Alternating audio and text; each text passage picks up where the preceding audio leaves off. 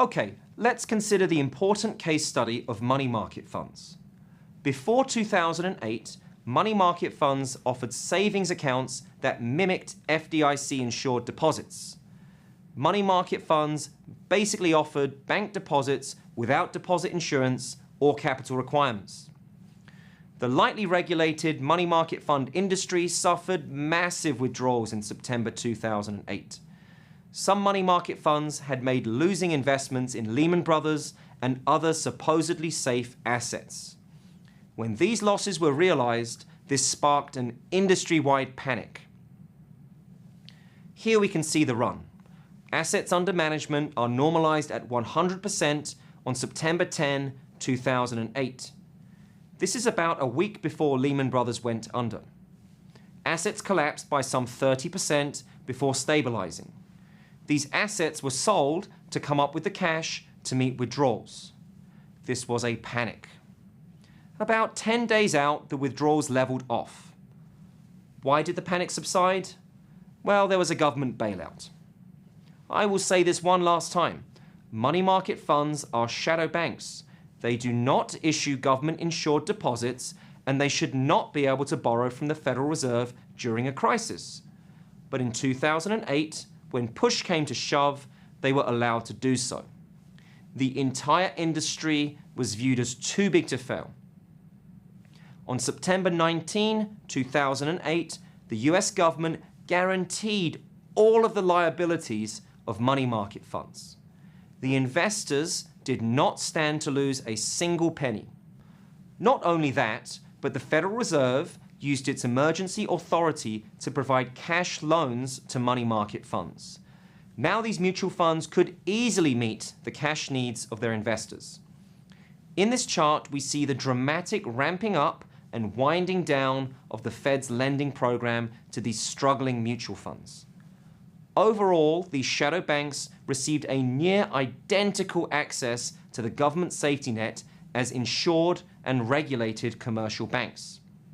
How did the US government respond to this unfortunate episode? Enter our systemic risk regulator, the Financial Stability Oversight Council.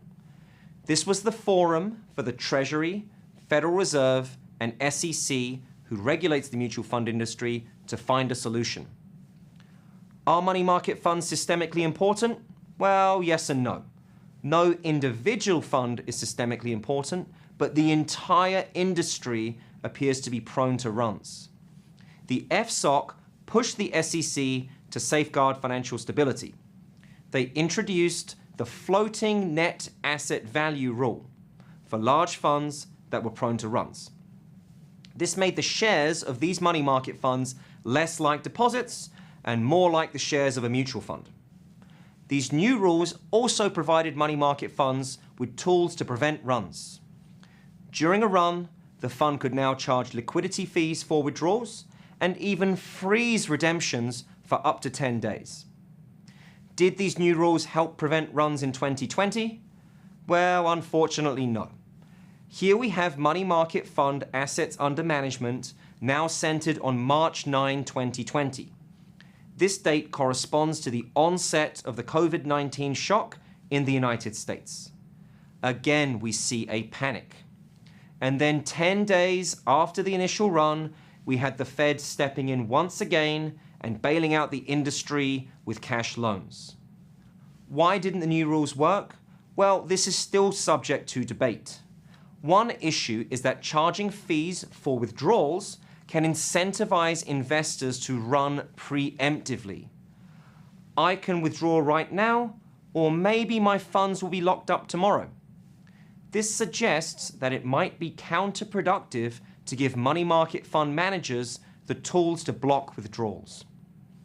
Evidently, US policymakers could not prevent another panic and bailout. Let's wrap up. We drew the distinction between commercial banks and shadow banks. Shadow banks offer similar financial services as commercial banks, but are not regulated in the same way. They typically face less government regulation. Shadow banks are not supposed to have access to the government safety net. However, as we saw with money market funds, the government can have a strong incentive to bail them out. Identifying and regulating shadow banks remains an immense challenge for financial regulators going forward.